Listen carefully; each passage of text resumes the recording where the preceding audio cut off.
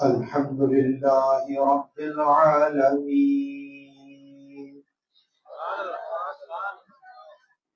والصلاة والسلام على سيد الأنبياء والمرسلين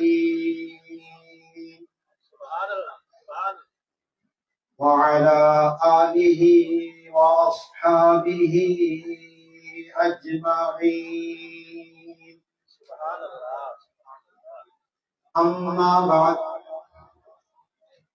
أعوذ بالله من الشيطان الرجيم. بسم الله الرحمن الرحيم.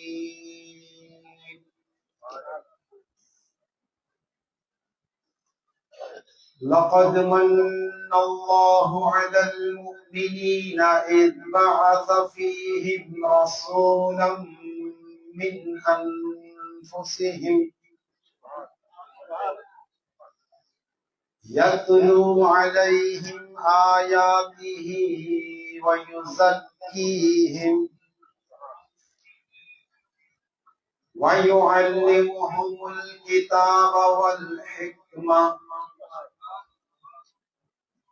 وإن كانوا من قبل لفي ضلال مبين. صدق الله مولانا العظيم، وبلغنا رسوله النبي الكريم، ونحن على ذلك من الشاهدين والشاكرين، والحمد لله رب العالمين.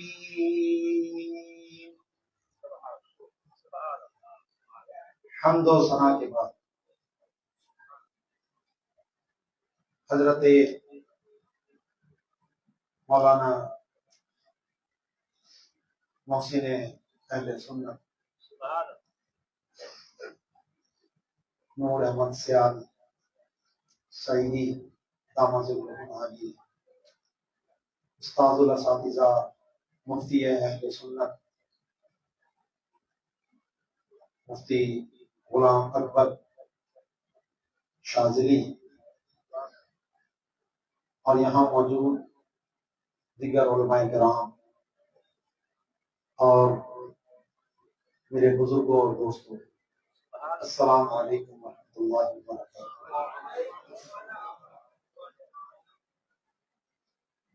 آج کی یہ محفل میلاد مصطفیٰ صلی اللہ تعالی علیہ وسلم میں ہم حاضر ہیں۔ یہاں ہماری حاضری کا مقصد اپنے آقا و مولا مدینہ والے مصطفیٰ صلی اللہ تعالی علیہ وآلہ وسلم سے اپنی عقیدت، اپنی محبت، اپنی نسبت کا اظہار کرنا ہے۔ یہ جو میلاد کے 12 دن مختلف محافل ہوتی ہیں، اس میں شرکت کر کے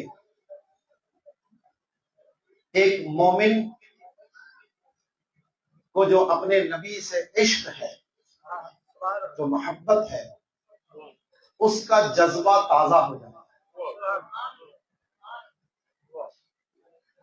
دوسرا، یہاں بیٹھ کر جو ہمیں عقائد، اعمال، کردار اور حضور علیہ الصلوۃ والسلام کے جو فضائل سننے کو ملتے ہیں، اس کے ذریعے ہم اپنے ایمانوں کو بھی تازہ کرتے ہیں۔ ان محافل کے ذریعے ہمارے اندر نیکی کا جذبہ پیدا ہوتا ہے، گناہوں سے بچنے کا ذہن بنتا ہے۔ نمازوں میں اگر سستی تھی تو نمازوں کی پابندی کا پیغام ہمیں ملتا ہے۔ تو یہ اتنی ساری برکتیں ان محفل میلاد سے ہمیں حاصل ہوتی ہیں۔ اس کے بعد بھی اگر کسی کو سمجھ نہ آئے تو پھر اسے عقل کا اندھا ہی کہا جا سکتا ہے۔ یہ تو بہانہ ہے، اصل تو ہم اپنی وفاداری جو ہے اس کا اظہار کر رہے ہیں۔ عظمت مصطفیٰ جو اللہ نے اپنے حبیب کی قرآن میں بیان کی، کیونکہ کوئی نعت خوان کتنا بھی عمدہ کلام لکھے، کوئی کتنا ہی اچھا پڑھ لے، میرے آقا کی جو شان اللہ نے قرآن میں بیان کی ہے اس کا کوئی جواب ہی نہیں۔ وہ کمال، وہ الفاظ کا چناؤ جو اللہ نے اپنے حبیب کے لیے بیان کیا،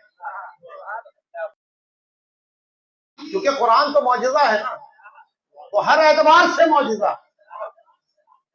جب وہ حقائق کائنات بیان کرے تو بھی معجزہ ہے، اور جب عظمت مصطفیٰ بیان کرے جب بھی معجزہ ہے۔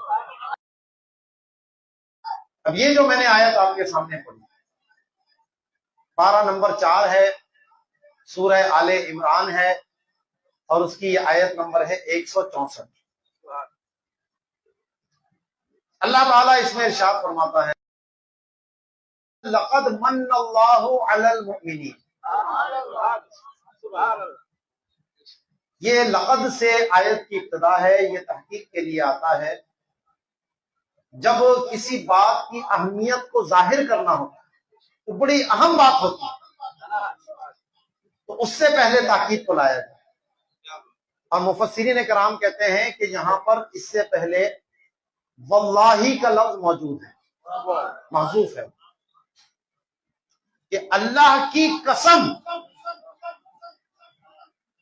تحقیق اللہ نے مومنوں پر احسان فرمایا۔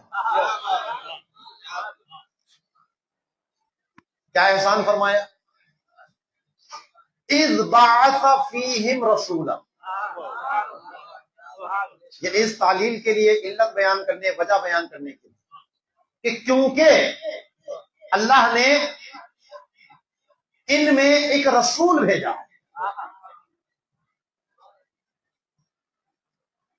یہاں جو رسول نکرا ہے، یہاں تنوین تعظیم کے لیے، یعنی ایک بہت عظیم مرتبے والا، رتبے والا، عظیم شان والا اللہ نے رسول بھیجا۔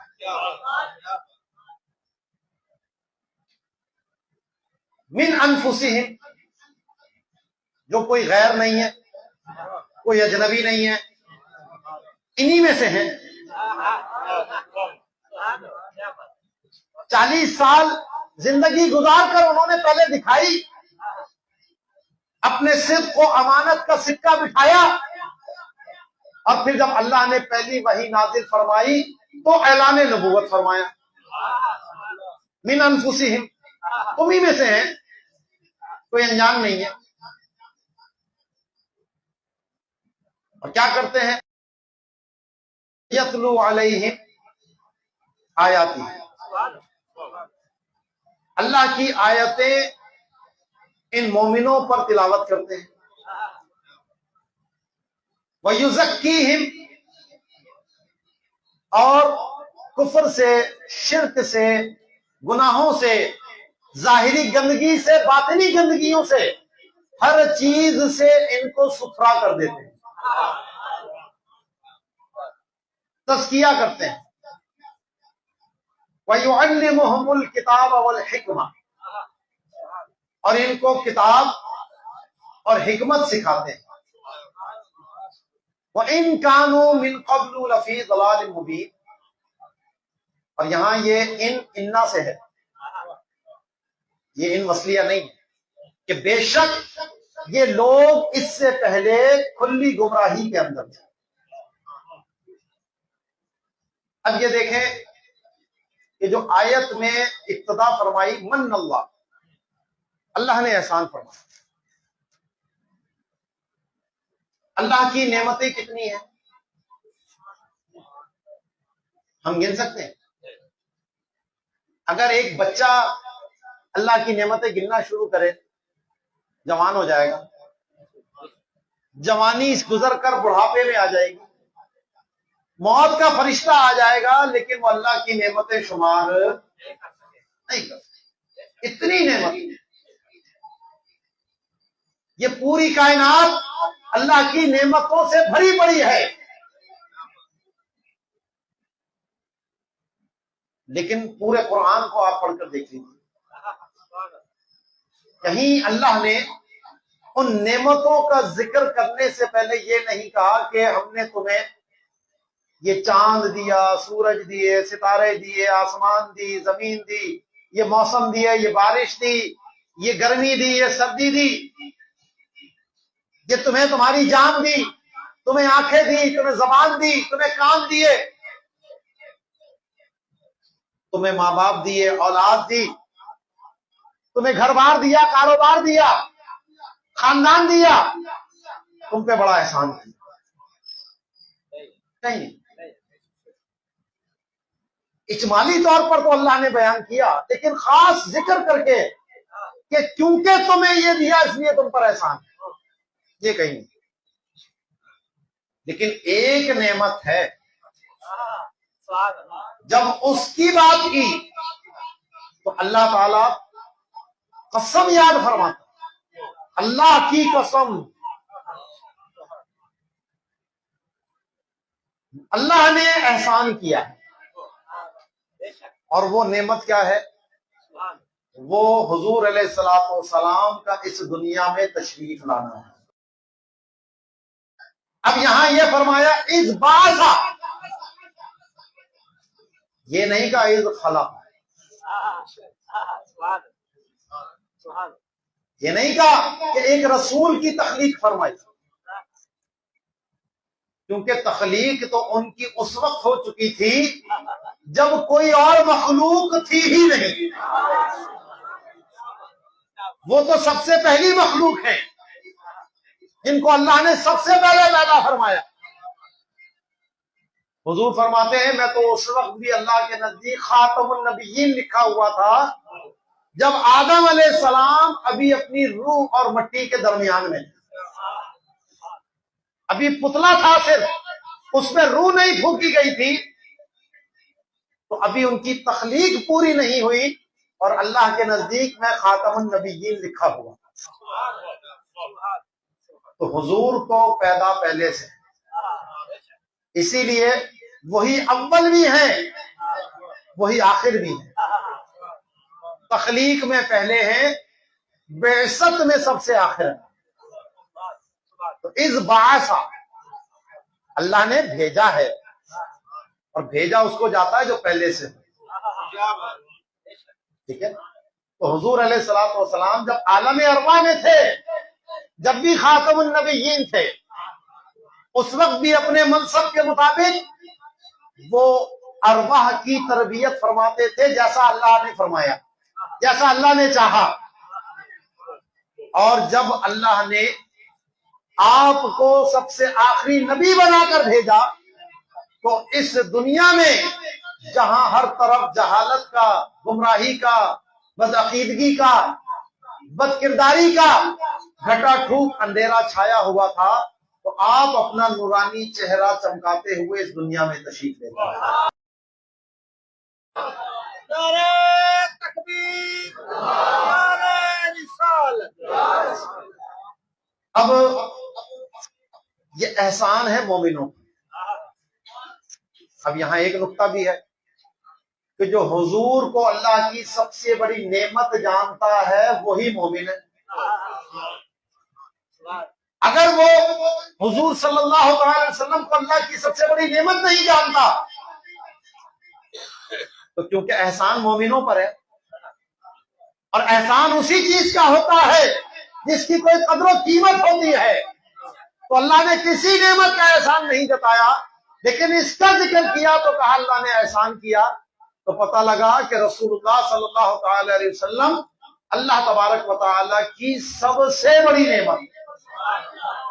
نعمت کبریٰ ہیں، نعمت عظمیٰ ہیں، اور جو اس بات کو مانے گا وہی مومن ہے، اور جو اس کو نہ مانے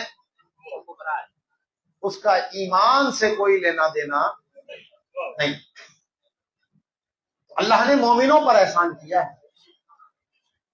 اب کوئی سوال کرے کہ حضور علیہ الصلوۃ والسلام تو رحمت للعالمین ہے، وما ارسلناک الا رحمت للعالمین، تو یہاں تو عالمین کی بات ہے اور یہاں احسان صرف مومنوں پر ہے۔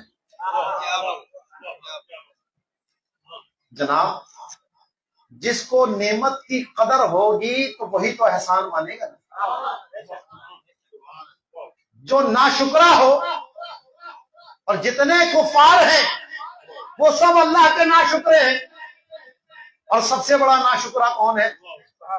شیطان ہے، اور شیطان اپنے رب کا بڑا ناشکرا ہے۔ تو کافر کو کافر بھی اسی لیے کہتے ہیں کہ وہ انکار کرتا ہے۔ کس کا انکار؟ اللہ کی نعمتوں کا انکار، اور سب سے بڑی نعمت مصطفیٰ جان رحمت ہے، اسی لیے جو مصطفیٰ جان رحمت کا انکار کرتا ہے وہ سب سے بڑا کافر ہوتا ہے۔ اسی لیے دیگر امتوں کے جو کافر ہیں ان کے مقابلے میں اس امت کے جو کافر ہیں ان کو عذاب سب سے زیادہ ہو۔ جو منافقین ہیں، حضور کو دیکھ کر بھی انکار کیا تو کہا درک اسفل میں منافقین ہوں گے، سب سے نیچے تہہ میں، کیونکہ اگر اس نعمت کی قدر کرو گے تو بلندی مل جائے گی، اور اس نعمت کا انکار کرو گے تو جہنم کی تہہ میں پہنچ جاؤ گے۔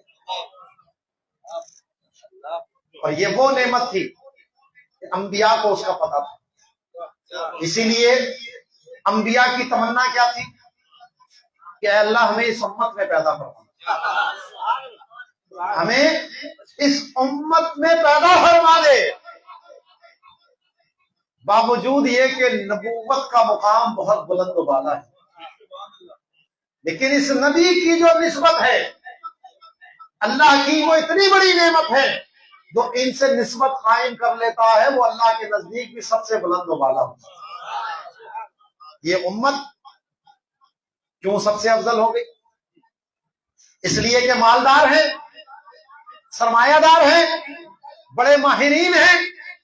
نہیں، اس امت کو نسبت مصطفیٰ جان رحمت سے۔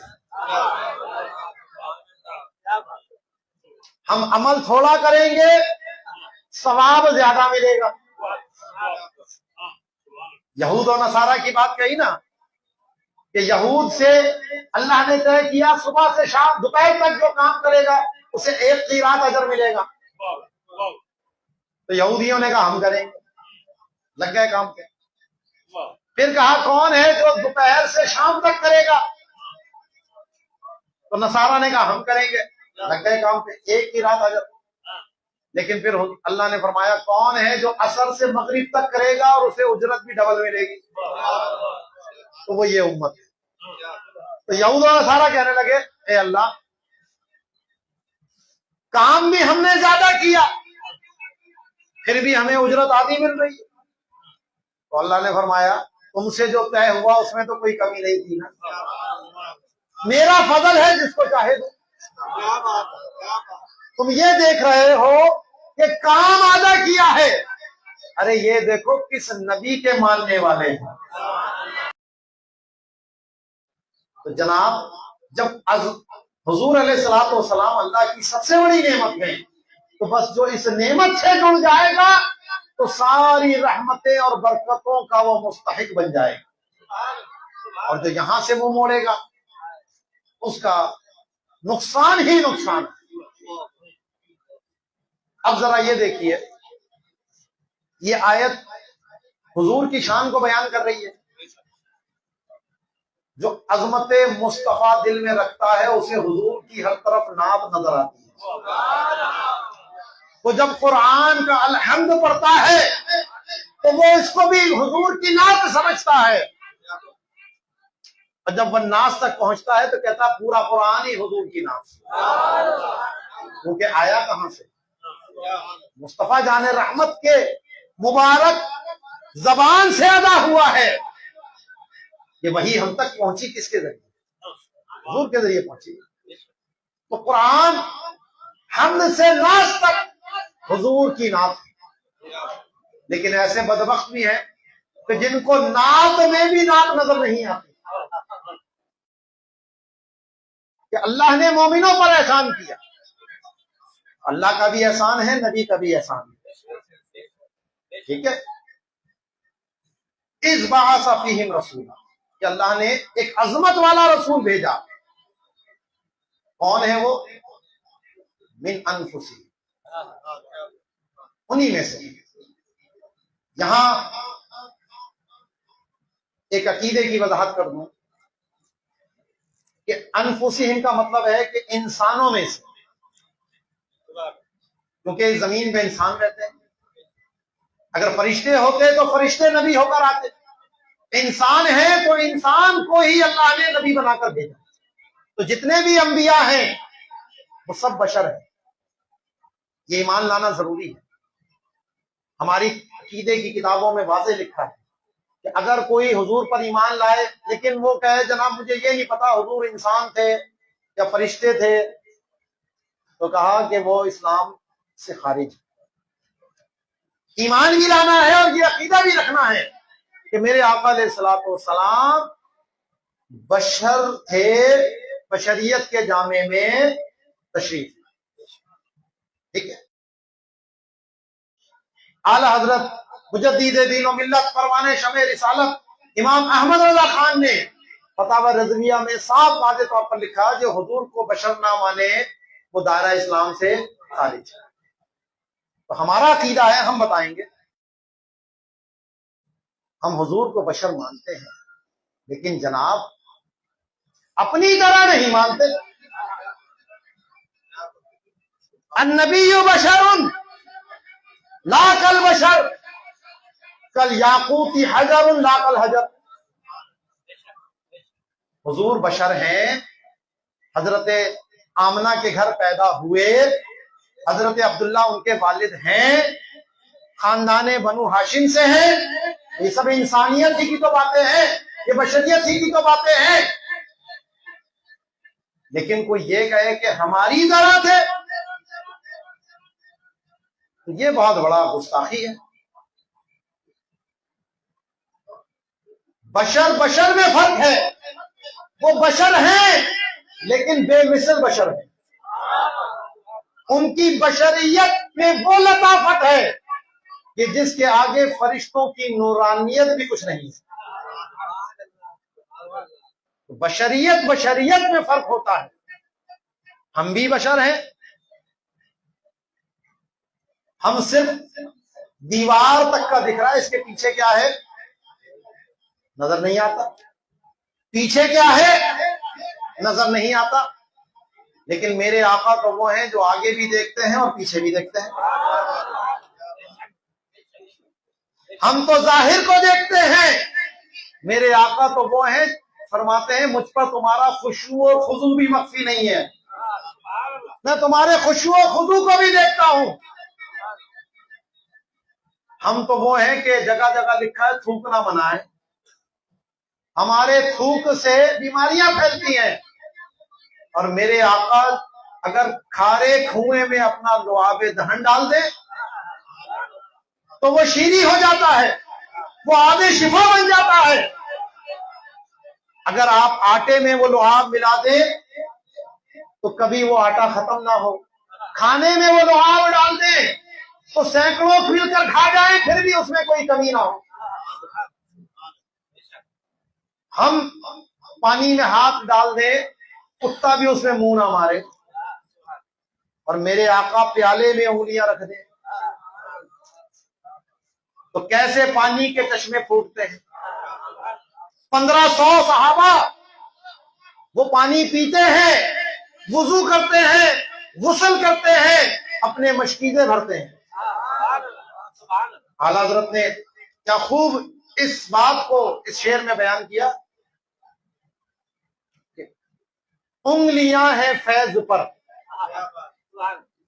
انگلیاں ہیں فیض پر، ٹوٹے ہیں پیاسے جھوم کر. انگلیاں ہیں فیض پر، ٹوٹے ہیں پیاسے جھوم کر. ندیاں پنجاب رحمت کی ہیں جاری واہ واہ، ندیاں پنجاب رحمت کی ہیں جاری واہ واہ. تو جناب حضور بشر ہیں لیکن ہماری طرح بشر، یہ بڑی گستاخی. نبی کریم علیہ الصلوۃ والسلام نے صوم وصال رکھنا شروع کیے، بغیر افطار کیے کئی کئی دن کا روزہ رکھا. صحابہ کرام تو دیوانے تھے، ہر ادا کو اپناتے تھے، تو انہوں نے بھی روزہ رکھنا شروع کر دیا. ایک دن گزر گیا، جسم میں کچھ طاقت تھی، دوسرے دن کا بھی روزہ رکھا، اب کمزوری ہونا شروع ہوئی. تیسرا دن آیا تو بستر پہ لگ گئے، نماز پڑھنے مسجد میں نہیں آئے. حضور علیہ الصلوۃ والسلام نے دیکھا، ایک نماز گزری، دوسری نماز گزری، فلاں صحابی نظر نہیں آ رہے، فلاں نظر نہیں آ رہے. پوچھا کہاں ہیں؟ کہا یا رسول اللہ آپ لگاتار روزے رکھ رہے تھے تو انہوں نے آپ کی اتباع میں خود بھی روزے رکھنے شروع کر دیے، اب اتنی کمزوری ہو گئی ہے کہ گھر سے نکل نہیں پا رہے. تو آپ علیہ الصلوۃ والسلام نے انہیں بلایا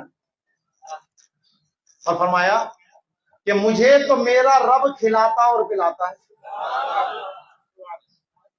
مجھے اس دنیاوی غذا کی ضرورت نہیں ہے. زبان حال سے فرمایا کہ مجھے تو میرا رب کھلاتا پلاتا ہے.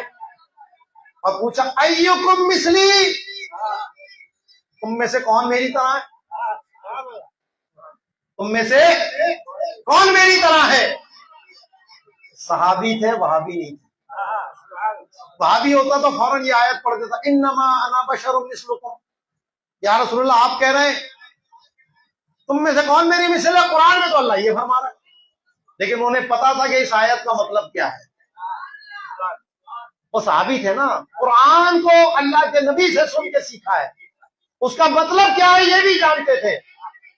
کسی کی ہمت نہ ہوئی کہ یہ کہے ہم بھی آپ کی طرح ہیں، اور آج کا یہ اٹھ کر کہتا ہے حضور تو ہماری طرح بشر. تو بشر بشر میں فرق ہے.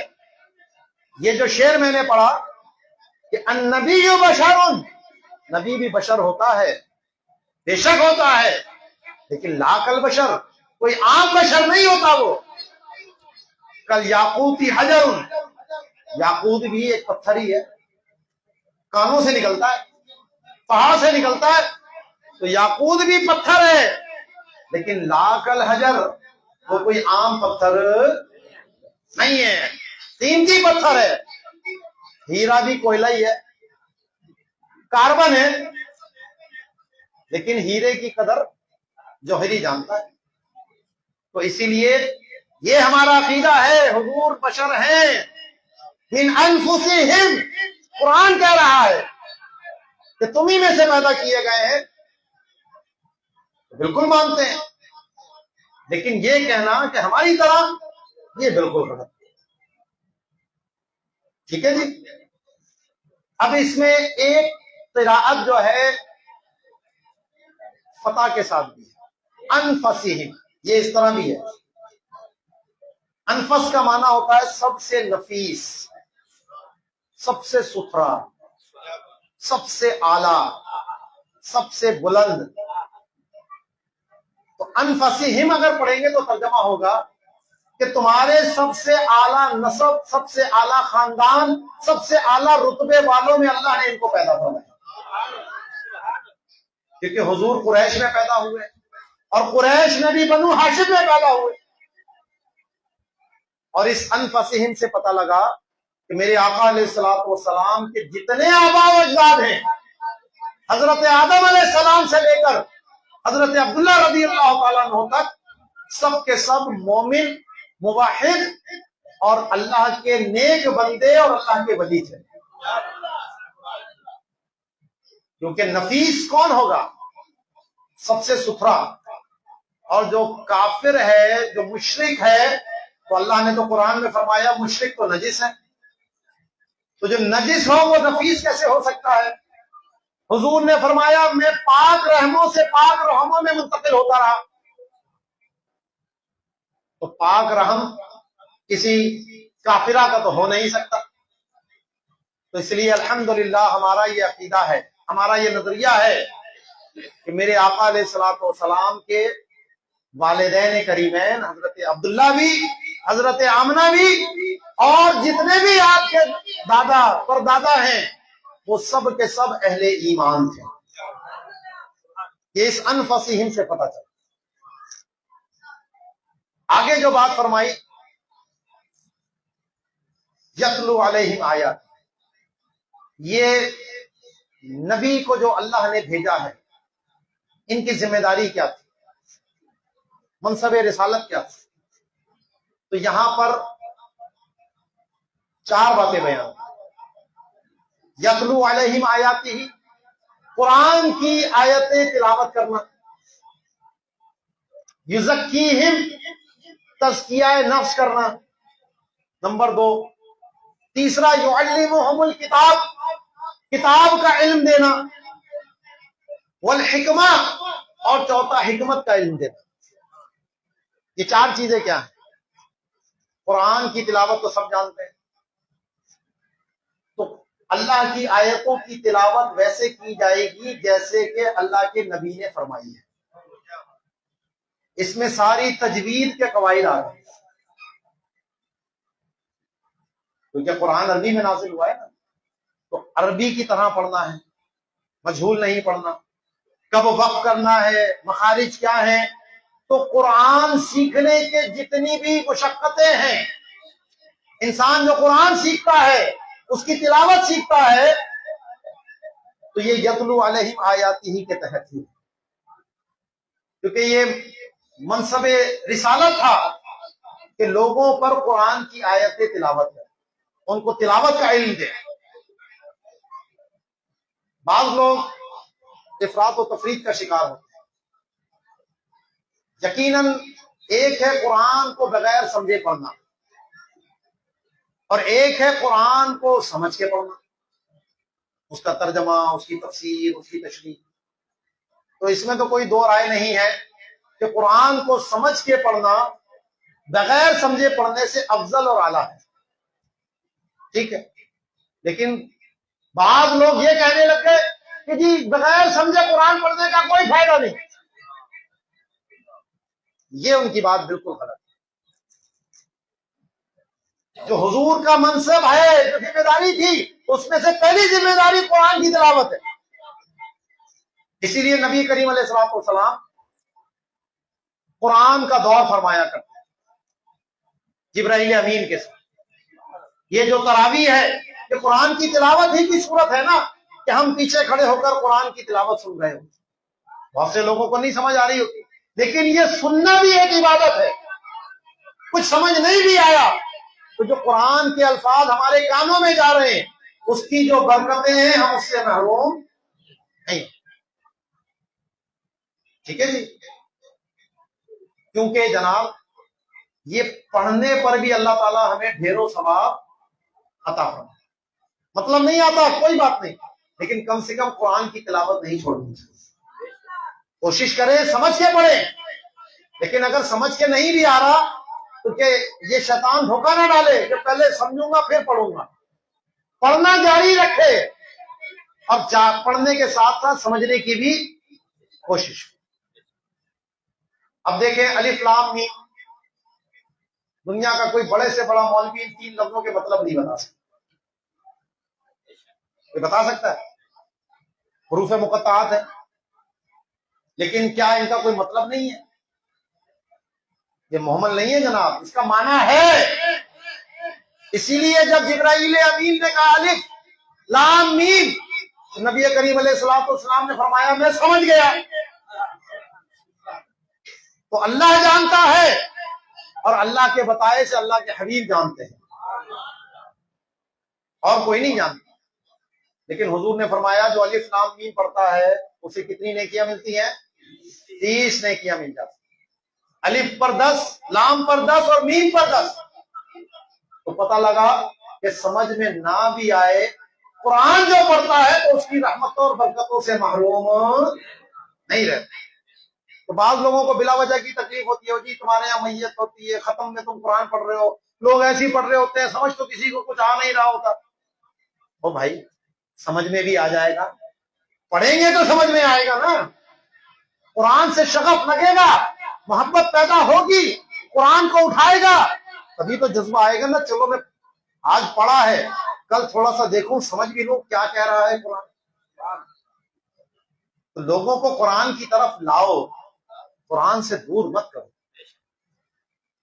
یعلمہم الکتاب، دوسرا کہ ان کو کتاب کا علم اور حکمت کا علم دے. کتاب سے مطلب قرآن، اس کے احکام، اس کے فرائض، اس کے واجبات، جو اس کے اندر معانی ہے، وہ سب کے سب اللہ نے اپنے نبی کو بتائے اور نبی صلی اللہ تعالی علیہ وسلم نے اپنے صحابہ کو سکھائے. فاروق اعظم رضی اللہ تعالیٰ کہتے ہیں سورہ بقرہ سیکھنے میں مجھے کئی سال لگے. سورہ بقرہ، آپ کہیں سورہ بقرہ میں کیا ہے؟ ہمارے تنظیم المدارس کے نصاب میں ایک سال میں 5 پاروں کا ترجمہ ڈال دیا، 5 پاروں کی تفسیر ڈال دی ہے. تو ہمارے ہاں تو ایک سال میں 5 پارے پڑھ لیتا ہے. فاروق اعظم کو سورہ بقرہ پڑھنے میں کئی سال لگ گئے. تو جناب پڑھنے والے فاروق اعظم تھے اور پڑھانے والے صاحب قرآن تھے. تو اب سمجھ لو کیا پڑھا ہوگا اور کیا پڑھایا ہوگا، وہ کیا کیا اسرار و رموز ہوں گے جو میرے آقا علیہ الصلوۃ والسلام نے فاروق اعظم کے سینے کے اندر منتقل کیے ہوں گے.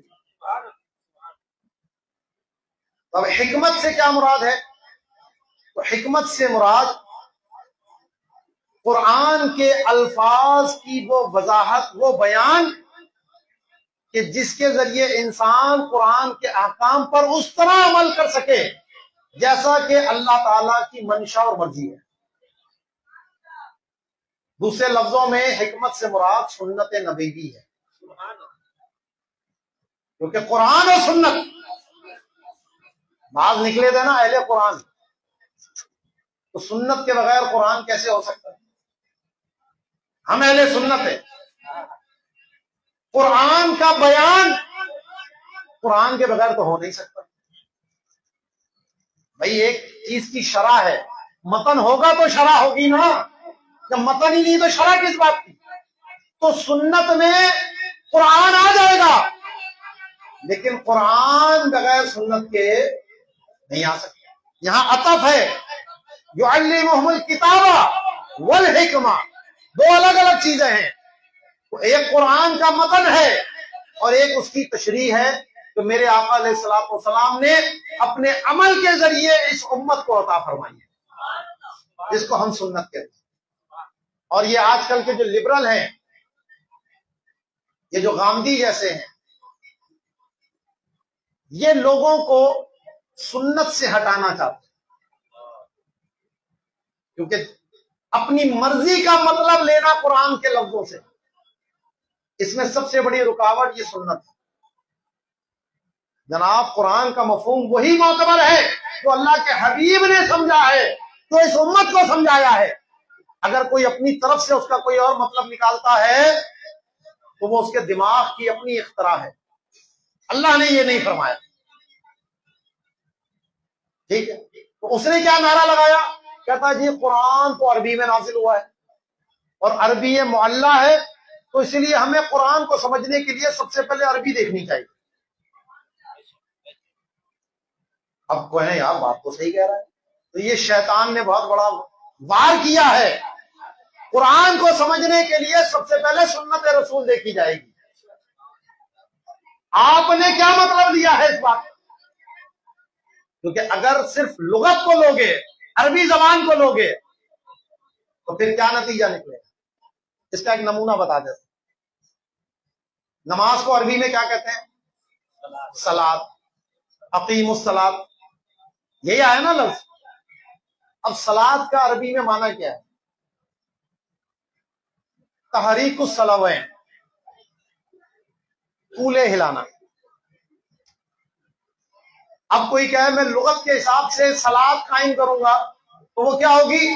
وہ کولے ہلانا، یہ نماز ہو گئی. اس صوم کا معنی کیا ہے؟ رکنا. رستے میں کھڑے ہو گئے مولوی صاحب اور کیا کر رہا ہے؟ صوم میں ہو گئی. صوم کا معنی رکنا ہے. دیکھو رکا ہوں میں چل تھوڑی رہا ہوں. اسے کیا کہیں گے؟ وہ جاہل۔ یہاں صوم سے مراد کیا ہے؟ کھانے سے رکنا، پینے سے رکنا، زوجیت کے عمل سے رکنا۔ یہ کس نے بتایا؟ سنت رسول۔ ٹھیک ہے نا؟ تو ہمیں زکوٰۃ کا معنی کیا ہے؟ لغوی معنی کچھ ہے، جو ہم مطلب لیتے ہیں وہ حدیث پاک سے آیا۔ تو جناب اگر آپ سنت کو چھوڑ دیں گے تو عبادات عبادات نہیں رہیں گی، عقائد عقائد نہیں رہیں گے، پھر قرآن کو بازیچہ یا اطفال بنا لیا جائے گا، جس کا جو مرضی ہوگا اپنی مرضی کا مطلب نکالتا رہے گا۔ تو یہ جو منکرین حدیث تھے ان کا اصل مدعا یہ ہے، اور یہ جتنے سیکولر ہیں، لبرل ہیں، ان کی کوشش یہ ہے کہ مسلمانوں کو سنت سے ہٹا دو۔ تو اب غامدی صاحب نے کیا کرا؟ کہا اچھا بھائی، پہلے بھی کچھ لوگ آئے تھے جنہوں نے انکار حدیث کی بات کی، لوگوں نے دودھ سے مکھی کی طرح نکال کر پھینک دیا۔ اب تو کون سا مسلمان آیا؟ 1400 سال سے مسلمان سنت کی بات کر رہے ہیں، تو کہہ رہا ہے کہ نہیں جی صرف قرآن کافی ہے۔ اسلم جیراج پوری آیا، عبداللہ چکلالوی آیا، امت نے بات نہیں مانی اس کی۔ تو یہ غامدی صاحب آئے، وہی شراب نئے لیبل میں لے کر آ گئے، کہہ رہے ہیں جی سنت تو ہاں ہم سنت کو مانتے ہیں، لیکن سنت کا مطلب وہ نہیں ہے جو تم کہتے ہیں۔ اچھا بھائی سنت کا مطلب کیا ہے؟ کہتے ہیں بھائی سنت کا مطلب صرف 10 چیزیں ہیں۔ وہ کیا کیا؟ مونچھے کاٹ لو بھیا، بغل کے بال صاف کر لو، کلی کر لو، ناک میں پانی ڈال لو، مسواک کر لو، بس یہ میٹھی میٹھی سنتیں کر لو، جس سے کسی کو کوئی مسئلہ نہیں ہے، بس یہ سنت ہے، اس کے علاوہ کوئی اور سنت نہیں ہے۔ تو در حقیقت کیا کرا انہوں نے؟ سنت کا انکار کر دیا۔ جناب سنت صرف یہی نہیں ہے، یہ تو وہ 10 چیزیں ہیں جو ہر نبی نے کہا فطرت میں شامل ہے انسان کی۔ اس کے لیے تو کوئی حکم نہ بھی ہوتا تو انسان کی فطرت ہی اس بات کو سمجھنے کے لیے کافی ہے۔ تو غامدی جیسے لوگ تو صرف قرآن کی بات کہیں، قرآن مہیمن ہے، قرآن سب پر ہے، جناب بالکل ہے، لیکن قرآن کا وہ مطلب حاکم ہوگا جو اللہ کے حبیب نے ہمیں بتایا ہے۔ تو قرآن بھی ضروری ہے اور سنت بھی ضروری ہے۔ اور آخری بات تزکیہ۔ تزکیہ کیا ہے؟ پاک کرنا، ستھرا کرنا۔ کس چیز سے؟ ظاہری نجاست سے بھی اور باطنی نجاست سے۔ ظاہری نجاست کیا ہے؟ بدن پہ کوئی گندگی لگ جائے تو اس کو کیسے پاک کرنا ہے، ٹھیک ہے؟ تو اللہ کے حبیب نے ہمیں یہ بھی بتایا۔ ظاہر کو پاک کیسے کیا جائے گا یہ بھی بتایا، اور باطن کو پاک کیسے کیا جائے گا اللہ کے حبیب نے ہمیں یہ بھی بتا دیا۔ شرک سب سے بڑی گندگی، کفر سب سے بڑی گندگی، تو شرک سے پاک کیا، کفر سے پاک کیا، بدعقیدگی سے پاک کیا، برے اعمال سے پاک کیا۔ تو اللہ کے حبیب نے صحابہ کی سب سے پہلے تزکیہ نفوس فرمایا، کیونکہ براہ راست تعلق تو یہی ہے نا۔ اور تزکیہ کیسے ہوتا ہے؟ جو تزکیہ ہے وہ صحبت کے ذریعے ہوتا ہے۔ اسی لیے جو صوفیہ کا طریقہ ہے وہ کیا ہے؟ وہ خانقاہیں بناتے تھے، ان کی صحبت میں لوگ بیٹھتے تھے۔ اسی لیے اللہ کے ولی کی پہچان کیا؟ جس کی صحبت میں بیٹھو تو اللہ یاد آئے۔ یہی ہے نا پہچان، اللہ والا وہی ہے، اس کی صحبت تمہیں آخرت کی یاد دلائے، تمہارا دل نیکیوں میں لگا دے، یہی تزکیہ نفس۔ دل سے برے خیالات نکل جائیں، برے عقائد نکل جائیں، برائی کے خیالات نکلیں، تو نبی کریم علیہ الصلوۃ والسلام سے بڑھ کر تزکیہ کرنے والا تو کوئی ہو نہیں سکتا۔ وہ تو اتنا پاورفل تزکیہ ہے کہ جس نے ایمان کی حالت میں ایک دفعہ میرے آقا کو دیکھ لیا تو صحابیت کا منصب مل گیا، اور اس کا ایسا تزکیہ ہوا کہ اب غیر صحابی اس مقام اور مرتبے، اس تزکیے کو کبھی حاصل بھی نہیں کر سکتا۔ اور اب یہاں میں ایک بات کہوں گا کہ جو معاذ اللہ صحابہ پہ طعن کرتے ہیں، صحابہ کی گستاخی کرتے ہیں، کیونکہ آج کل یہ بھی فتنہ ہے نا ہمارے دور میں، جس کو دیکھو کوئی معاذ اللہ حضرت ابو سفیان کے پیچھے پڑا ہوا ہے، کوئی حضرت ہندا کے پیچھے پڑا ہوا ہے، کوئی جو ہے وہ حضرت عمر بن عاص کے پیچھے پڑا ہوا ہے، کوئی جو ہے حضرت ابی معاویہ رضی اللہ تعالیٰ عنہ کے پیچھے پڑا ہوا ہے، کوئی کہہ رہا زبان پھسل گئی، کوئی کچھ ہو رہا ہے، کوئی کچھ ہو رہا ہے۔ یہ سب کیا ہے؟ جو بھی صحابی ہے اللہ کے حبیب نے اس کا تزکیہ فرمایا ہے، اور وہ ایسا تزکیہ ہے کہ ہر صحابی نبی۔ اب بعض لوگوں کو اس نعرے سے بھی چڑ ہو رہی ہے، اب وہ حدیثیں لا رہا ہوں جی دیکھو وہ حدیث ہے، بخاری کی حدیث ہے، یوں حدیث ہے۔ اچھا تو تجھے یہ یزکیہم نظر نہیں آ رہا کہ منصب رسالت یہ ہے کہ وہ تزکیہ کریں گے؟ تو تزکیہ کس کا کیا؟ میرے آقا نے۔ تو معاذ اللہ اب کوئی یہ بکواس کرے جی حضور کے بعد سارے صحابہ مرتد ہو گئے 4 کے علاوہ، تو اس کمینے کو کیا کہیں گے؟ اس کا مطلب ہے میرے آقا نے اپنا کام پورا نہیں کیا۔ قرآن کہہ رہا ہے یزکیہم، اب تو کہہ رہا حضور کے بعد مرتد ہو گئے، تو یہ کیسا تزکیہ ہے؟ ارے وہ تو تزکیہ ایسا کر کے گئے کہ ان کو خلفائے راشدین بنا کے چلے گئے، عشرہ مبشرہ بنا کر چلے گئے، اس امت کے رہنما بنا کر چلے گئے۔ ان میں سے جس کی پیروی کرو گے ہدایت پانے۔ اس لیے ایک صحابی پر بھی کوئی طعن کرتا ہے تو معاذ اللہ وہ صحابی پر طعن نہیں ہے، وہ طعن نبی کریم علیہ الصلوۃ والسلام کی ذات پر جاتا ہے۔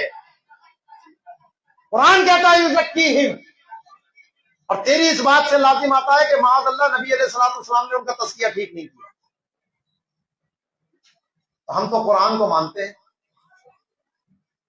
میرے آقا نے ایسا تزکیہ کیا ہے کہ جس کی کوئی اور نظیر نہیں ہو سکتی۔ تو اب اگر کوئی کسی صحابی کے بارے میں کوئی بھی ہلکی سی بھی بات کہے تو سمجھ لو کہ اس کا ہم سے کوئی تعلق نہیں۔ سنی کی پہچان یہی ہے کہ وہ ہر صحابی کا ادب و احترام کرتا ہے۔ سنی کی پہچان یہی ہے کہ وہ اہل بیت اطہار کے ہر شخص کی تعظیم کرتا ہے، ان کے بارے میں ادنا سی گستاخی، کوئی ہلکا جملہ بھی برداشت نہیں کر سکتا۔ ہمارے امام نے بہت پہلے ہمیں بتا دیا کہ اہل سنت کا ہے بیڑا پار، اصحاب حضور نجم ہے اور ناؤ ہے عطرت رسول اللہ۔ جناب ہم تو اہل بیت کا بھی ذکر ذوق و شوق سے کرتے ہیں، اور صحابہ کرام کے بھی عظمت کو دل سے مانتے ہیں۔ جو اہل بیت کی بات کرے لیکن صحابہ کے ذکر پہ اس کا منہ لٹک جائے، جب صدیق اکبر کی افضلیت کی بات آئے تو ادھر ادھر بغلے جھانکنے لگ جائے، اگر مگر یوں اچھا یہ بھی تو ہے، تو جناب اس کا مطلب ہے دال میں کالا بلکہ دال ہی پوری کالی۔ اور جو مولا علی کے نام پر اس کے چہرے پہ بغض کے آثار آ جائیں تو سمجھ لو کہ اس کا دل بھی ایمان سے خالی ہے، کیونکہ علی سے بغض کوئی اہل ایمان رکھ ہی نہیں سکتا، اور جو منافق ہے وہ علی سے محبت کر نہیں سکتا۔ تو علی علی بھی ہوگا اور صدیق اکبر سب سے افضل ہے یہ بھی ہوگا، دونوں چیزیں ہوں گی۔ یہ ہمارا عقیدہ ہے، اس عقیدے میں کوئی اگر مگر نہیں ہے، کھلی بات ہے کہ اس امت میں سب سے افضل انبیاء و مرسلین کے بعد ابو بکر صدیق رضی اللہ تعالیٰ، پھر عمر فاروق اعظم ہے، پھر عثمان غنی ہے، اور پھر مولا علی ہے۔ ٹھیک ہے، جو اس ترتیب کو مانے وہ اہل سنت، جو اس ترتیب میں آگے پیچھے کرنے کی کوشش کرے وہ جو مرضی ہو جائے اہل سنت نہیں ہو سکتا، چاہے وہ کچھ بھی ہو، جبے میں ہو، قبے میں ہو، شیخ الحدیث ہو، شیخ القرآن، جو مرضی ہو بھائی، عقیدہ ہمارا ہے تو ہمارے سر کا تاج ہے۔ اگر ہمارے عقیدے کو چھوڑتا ہے تو جاؤ کہیں اور جا کر عزت لو۔ ہم سے عزت لینی ہے تو ان دونوں بارگاہوں کا غلام بننا پڑے گا، اہل بیت کی غلامی کا پٹا بھی ڈالنا پڑے گا گلے میں، اور عظمت صحابہ کا جھنڈا بھی اٹھانا پڑے گا، کہیں ایک بھی کمی نہیں ہو سکتی، ٹھیک ہے؟ تو جو صحابہ پہ طعن کرتا ہے وہ در حقیقت قرآن کی اس آیت کا انکار کرتا ہے، کیونکہ قرآن نے تو کہہ دیا وہ یزکیہم، کہ یہ نبی جو ہیں، یہ رسول جو ہیں، ان کا کام ہے تزکیہ کا۔ تو اللہ تبارک و تعالی ہم سب کو اس طرح کی محافل میں شرکت کرتے رہنے کی توفیق عطا فرمائے، کیونکہ یہ میں نے شروع میں کہا نا، یہ جو محافل ہوتی ہیں یہ ہاں ہمیں عقیدہ بھی سیکھنے کو ملتا ہے، ہمیں اعمال بھی سیکھنے کو ملتے ہیں، نبی کریم علیہ الصلوۃ والسلام سے عشق و محبت کا جذبہ بھی تازہ ہوتا ہے۔ جب اتنی ساری چیزیں ایک جگہ پر ملے تو اس سے بڑی محفل اور کون سی ہو سکتی ہے؟ یہ اللہ کے ذکر کی محفل ہے، اللہ کے حبیب کے ذکر کی محفل ہے، اور اس محفل کو فرشتے ڈھونڈتے ہیں اور اپنے پروں سے ڈھانپ لیتے ہیں۔ تو اللہ تبارک و تعالی ہمیں اسی طرح مرتے دم تک میلاد مصطفیٰ کے جھنڈے گاڑنے کی توفیق عطا فرمائے۔ تو حشر تک ڈالیں گے ہم پیدائش مولا کی دھوم، حشر تک ڈالیں گے ہم پیدائش مولا کی دھوم، مثل فارس نجد کے قلعے گراتے جائیں گے۔ وما علینا